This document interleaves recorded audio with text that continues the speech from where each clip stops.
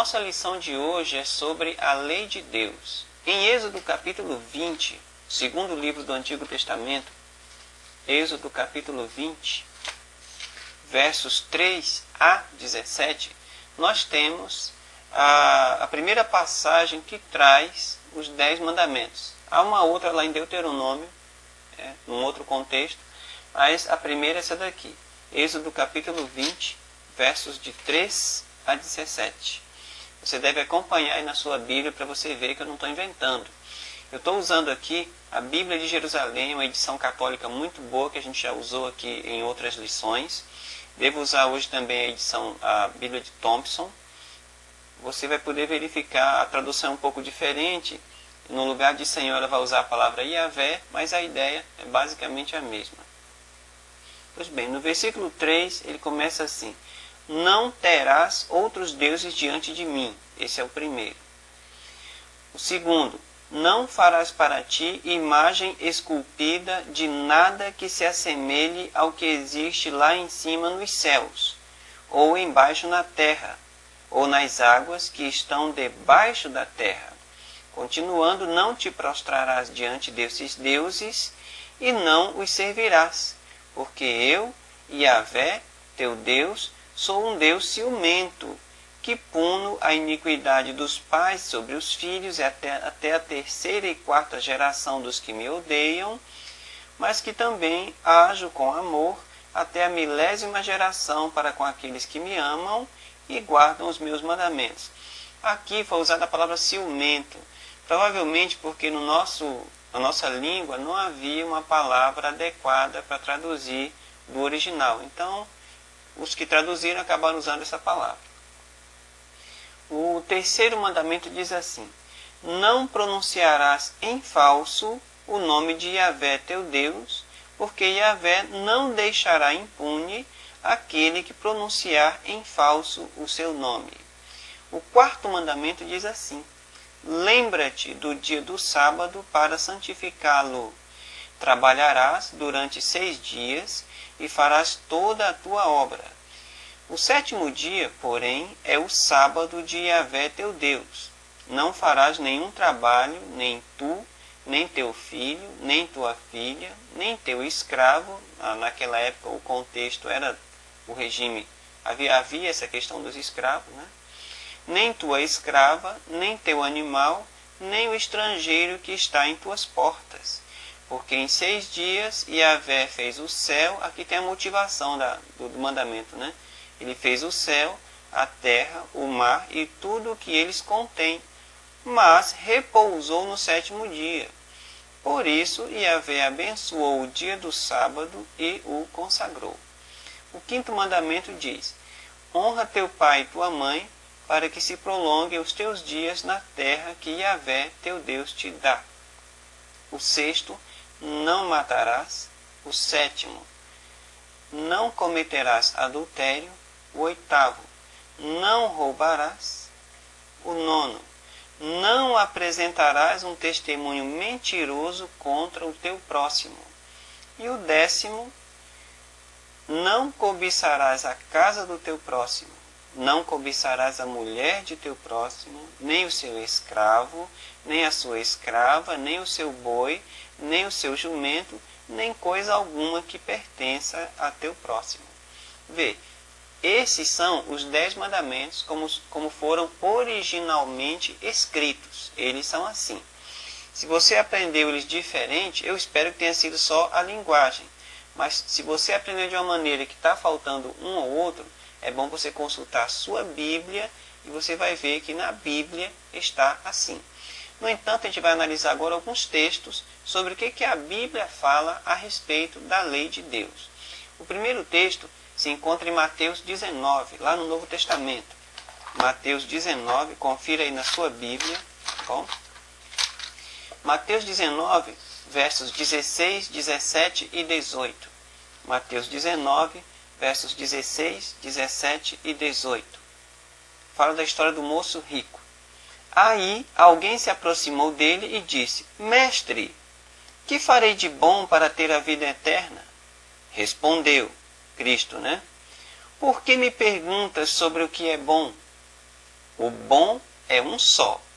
Mas, se queres entrar para a vida, guarda os mandamentos. Isso, mas quais? Ele perguntou-lhe, quais? Olha só. Jesus respondeu, estes: não matarás, não adulterarás, não roubarás, não levantarás falso testemunho. Honra teu pai e tua mãe. E aí ele diz, e amarás o teu próximo como a ti mesmo. Tá? A gente leu aí até o versículo 19 para contextualizar. Então perceba que ele citou aí quando o moço disse, olha, que mandamentos eu devo guardar? Ele citou aí alguns dos últimos mandamentos. Perceba que como ele faz citação de textos que a gente acabou de ler, você já percebe que quando ele diz, guarda os mandamentos, e o moço pergunta quais, e ele cita alguns dos mandamentos, ele está se referindo aos 10 mandamentos. Eu pensei, mas espera aí, por que ele não citou a questão do sábado? Por que ele não citou a questão das imagens de escultura? Bem, o moço era judeu. O judeu já era treinado desde pequeno a guardar o sábado. Não fazia sentido ele falar sobre guarda de sábado, sobre não adorar imagens. Em sinagoga não tem imagem, pelo menos eu acredito que não. Né? E aqui tem um detalhe bem interessante. No verso 19, acho que é isso, ele cita aqui, honra teu pai e tua mãe, amarás o teu próximo como a ti mesmo. Esse mandamento não está lá nos 10 mandamentos que a gente leu e também não está em Deuteronômio, né? na repetição que é feita em Deuteronômio. Mas por que ele citou isso? Se você analisar, os 10 mandamentos eles têm duas dimensões. A primeira, se você verificar os primeiros 4, eles fazem referência ao teu relacionamento com Deus. É como, eu poderia dizer assim, que é um relacionamento vertical. Os outros 6 falam da minha relação com o meu semelhante, com o ser humano, seria o relacionamento horizontal. Então, quando Cristo citou os mandamentos aqui, a partir do verso 18, estes, não matarás, não adulterarás, ele citou apenas o relacionamento horizontal. Por isso que ele complementou aqui, amarás o teu próximo como a ti mesmo. Ele estava falando do relacionamento horizontal. Bem, outro texto é Eclesiastes 12:13. Eclesiastes 12:13 fica lá depois de Provérbios. Eclesiastes 12:13. Eu vou ler esse texto na tradução católica que eu estou acompanhando aqui e depois vou ler na linguagem da Bíblia de Thompson, que é um pouquinho mais, pelo menos esse texto é um pouco mais claro para compreender. Eclesiastes 12:13. Olha só como ele cita aqui. Ó. Diz assim, fim do discurso, tudo foi ouvido. Teme a Deus e observa seus mandamentos, porque aí está o homem todo. Interessante, né? Já a tradução da linguagem de Thompson, ou melhor, a Bíblia de Thompson diz assim, Eclesiastes 12:13. De tudo que se tem ouvido, a conclusão é, teme a Deus e guarda os seus mandamentos, pois isto é todo o dever do homem. Então ele cita aqui de modo interessante que toda a obrigação que o homem tem se resume em temer a Deus e guardar os seus mandamentos. Você perguntaria, quais mandamentos? Ora, Cristo mesmo já sugeriu a quais mandamentos o orador aqui, né, o pregador, pode estar se referindo. Com certeza, os 10 mandamentos. Romanos 2:13 diz assim, porque não são os que ouvem a lei que são justos perante Deus, mas os que cumprem a lei é que serão justificados. Interessante, ele coloca a lei numa posição de destaque. Ele até diz assim, os que cumprem a lei é que serão justificados. A gente vai analisar alguns textos para entender um pouco melhor essa ideia. Outro texto interessante, ainda em Romanos, capítulo 3. Capítulo 3, verso 20. Diz assim, porque diante dele ninguém será justificado pelas obras da lei, pois da lei vem só o conhecimento do pecado. Então veja que essas duas passagens, elas parecem estar em conflito, né? Porque Romanos 2:13 diz, olha, os que praticam a lei, os que cumprem a lei, é que serão justificados. Pensa, cumprir, fazer alguma coisa. Aí em Romanos 3:20 ele diz, diante dele ninguém será justificado pelas obras da lei, pois da lei vem só o conhecimento do pecado. Bem, então, rapidamente, a gente pode entender que tem alguma coisa aí. Não é só eu fazer aquilo que a lei está dizendo. Deve ter alguma coisa a mais. Só que no ponto que eu quero me deter, o ponto que eu quero me deter não é esse. Eu quero me deter no seguinte, diz, da lei vem só o conhecimento do pecado. Então perceba uma coisa, se a lei não serve para me justificar, qual seria a utilidade dela então? Bem, Paulo diz aí, a utilidade da lei é trazer o conhecimento do pecado. Então sem lei eu não teria o conhecimento do pecado. Quanto a essa questão de ser justificado ou não, a gente vai trabalhar com mais calma depois. Tá? Não é esse o foco agora. O foco agora é você entender que a lei de Deus ela é citada não apenas lá no Antigo Testamento, mas também no Novo. E a Bíblia como um todo, ela apoia a lei de Deus. Mas vamos verificar isso aí com mais carinho no decorrer do nosso estudo de hoje. Bem, outro texto interessante ainda em Romanos, está no capítulo 4, no verso 15. 4,15 diz assim: mas o que a lei produz é a ira, ao passo que onde não há lei, não há transgressão. Opa, isso aí é interessante, né? A lei produz a ira, e onde não há lei, não há transgressão. Então você vê que Paulo ele endossa a existência da lei, e ele diz assim, olha, a lei traz a ira. O que será que ele quer dizer com isso, né? Mas ele diz mais, olha, onde não há lei, não há transgressão. Portanto, a lei é necessária, a existência da lei é primordial, porque sem ela não há transgressão. Mas vamos prosseguir. Bem, próximo texto, ainda em Romanos, vamos voltar lá para o capítulo 3, ver se a gente consegue entender um pouquinho mais a coisa. Romanos 3, 28 a 31. 3, 28 a 31. Diz aqui: porquanto nós sustentamos que o homem é justificado pela fé, sem a prática da lei. Ou acaso ele é Deus só dos judeus? Não é também das nações? É certo que também das nações, pois há um só Deus que justificará os circuncisos pela fé e também os incircuncisos através da fé. Então, eliminamos a lei através da fé? De modo algum. Pelo contrário, a consolidamos. Opa, aqui a coisa ficou bastante confusa, né? Então, se você juntar Romanos 2,13, você juntar Romanos 3,20, Romanos 4,15 e Romanos 3,28 a 31, o que a gente pode concluir aqui? Ele diz o seguinte: nós sustentamos que o homem é justificado pela fé sem a prática da lei. Então Paulo diz no verso 31 o seguinte: bem, então eliminamos a lei através da fé? Quer dizer, se eu tenho fé, eu não preciso mais guardar a lei, só porque a lei opera a ira, a lei parece que só tem aspectos negativos, né? Será que eu não preciso mais guardá-la só porque eu tenho fé? Aí ele termina dizendo o seguinte: pelo contrário, quer dizer, nunca, pelo contrário, nós a consolidamos. Quer dizer, pela fé que eu tenho em Cristo, a lei se torna mais eficaz. Ixi, mas como assim? Simples. Agora há pouco nós dissemos, a lei opera a ira, né? Mas como assim? Bem, onde não há lei, não há transgressão. Quer dizer que, quando eu erro, eu só vou saber que eu cometi um erro se houver uma regra dizendo o que é certo e o que é errado, eu vou me desesperar, porque a lei não pode me salvar. Eu não posso ser justificado pela lei, a justificação é pela fé. Então o que acontece? Eu fico desesperado, porque eu vou acabar morrendo, eu estou longe de Deus, eu pequei. Então, o que vai acontecer? Se eu tenho fé em Cristo, eu vou me aproximar dele. Por quê? Porque a lei me botou medo. Se a lei não existe, eu não vou ter medo de errar, porque eu não vou saber o que é erro. Se eu não tenho medo de errar, eu não vou procurar redenção, portanto eu não procuro a Cristo. É por isso que, quando eu tenho fé em Cristo e aceito a salvação dele, eu não elimino a lei, muito pelo contrário, eu confirmo a lei. Por quê? Porque eu vou saber o que é errado, vou saber o que é certo, e vou saber que o único que pode me livrar dos meus erros é Cristo. Bem, 1 João 2,4. 1 João 2,4. 1 João lá, pertinho de Apocalipse, grudado em Apocalipse, 1 João 2,4 diz assim: aquele que diz, eu o conheço, mas não guarda os seus mandamentos, é mentiroso e a verdade não está nele. Então, se você diz que conhece a Deus, você precisa fazer aquilo que ele manda, os seus mandamentos.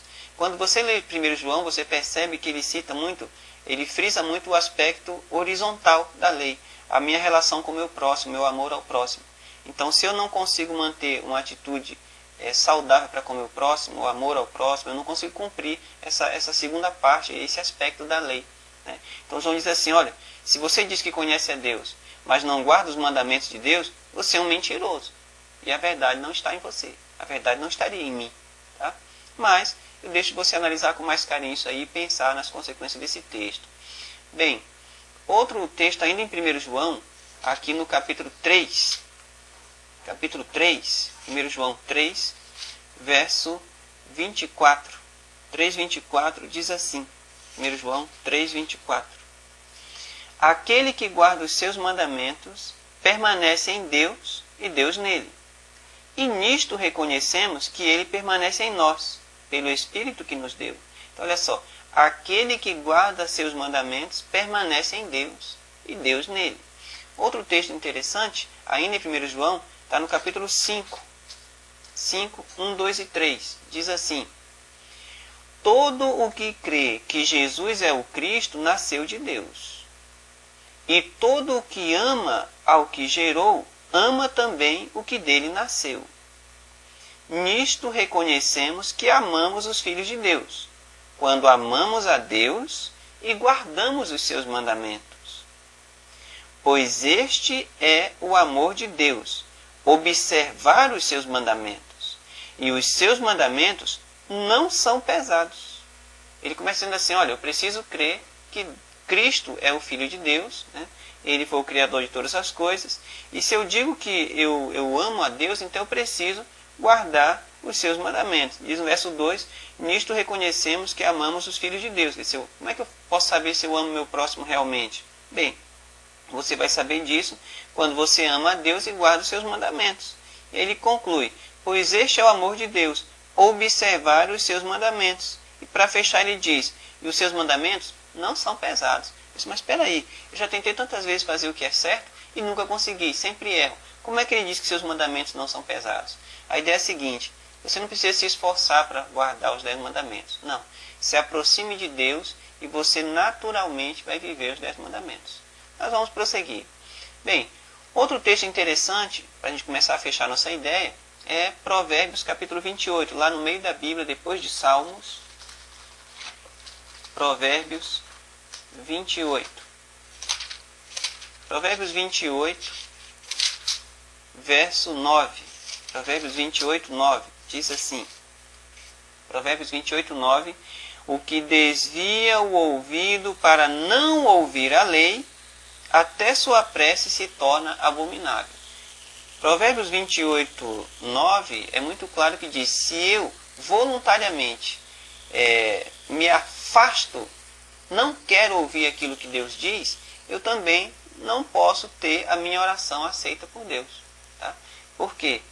O que desvia o ouvido para não ouvir a lei, e isso aqui não necessariamente tapar os ouvidos, você já deve ter percebido que não, é simplesmente não querer obedecer realmente, é desobedecer porque quer, até a minha oração, até a minha prece se torna abominável. Vamos agora dar um pulinho em Tiago. Tiago 2,10. Tiago 2,10 é lá no Novo Testamento. Tá?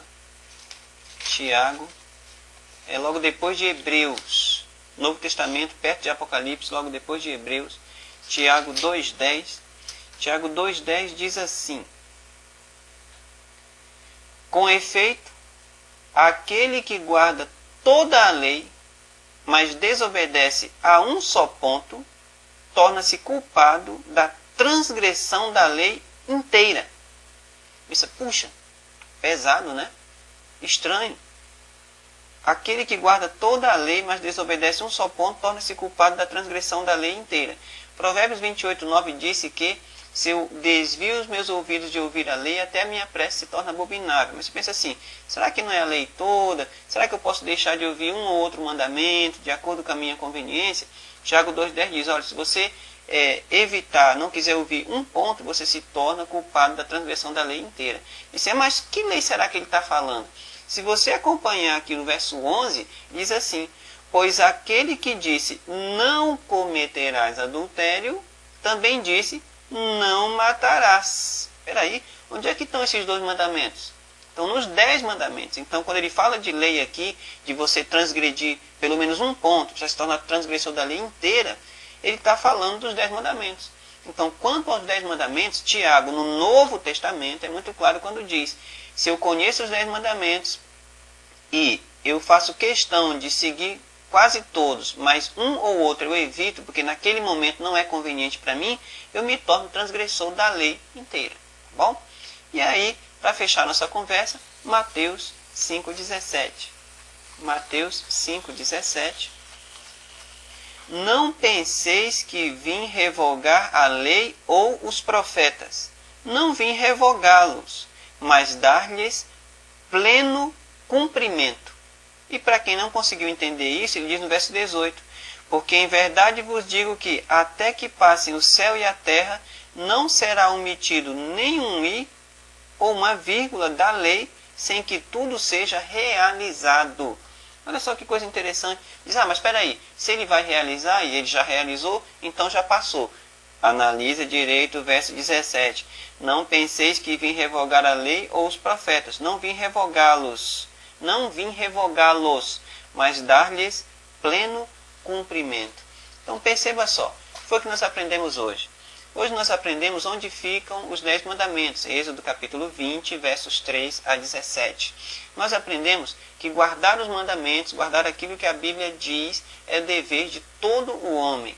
Nós aprendemos também que nós não somos justificados por guardar a lei, porque a lei só traz o conhecimento do pecado. Quer dizer então que se eu peco é porque existe alguma regra que diz o que é pecado. Se não existisse uma regra definindo o que é pecado, eu não ia pecar nunca. E aprendemos também que quando eu peco, eu me desespero, aí eu posso ir a Cristo, porque a justificação é apenas pela fé. Então, se eu quero ser justo diante de Deus, quero ser limpo, eu preciso ir a Cristo. É ir a Cristo, crer em Cristo e ir a Ele que vai me salvar. E não guardar a lei. Tá? Eu não devo guardar a lei para ser salvo. Eu guardarei a lei porque eu sou salvo. Mas vamos prosseguir. Nós aprendemos também que a fé não anula a lei. Romanos 3, 28 a 31, e especialmente o verso 31 foi muito claro quando diz: anulamos, pois, a lei pela fé? De maneira nenhuma. Antes, confirmamos a lei. Tá? Porque sem lei não haveria necessidade de eu crer em Cristo como um Salvador. Porque não teria como eu me perder se não há pecado. Tá? Então, aprendemos também que eu preciso ouvir toda a lei, porque se eu transgredir, se eu fizer questão de transgredir só um ou outro mandamento de acordo com a minha conveniência, eu me torno culpado de todos, de acordo com o livro de Tiago. E aprendemos, para fechar, em Mateus, que Cristo ele não veio para revogar a lei ou os profetas. E aqui tem um negócio interessante. Lei e os profetas era a maneira como os judeus chamavam. Lei, os primeiros 5 livros, que são os de Moisés, e profetas, que era o outro pedaço lá do Antigo Testamento. O que Cristo conhecia na época era só o Antigo Testamento. Não existia o Novo Testamento na época de Cristo. Então a ideia é, ele não veio revogar isso, não veio revogar a lei, mas ele veio dar a eles o pleno cumprimento, o verdadeiro significado. Tudo bem? Nós aprendemos isso hoje. No nosso próximo episódio nós teremos idolatria. A gente vai falar mais detidamente sobre um dos mandamentos da lei de Deus, que é aquela que fala sobre a adoração a imagens, a ídolos e coisas assim. Ok? Nos vemos então na lição número 8.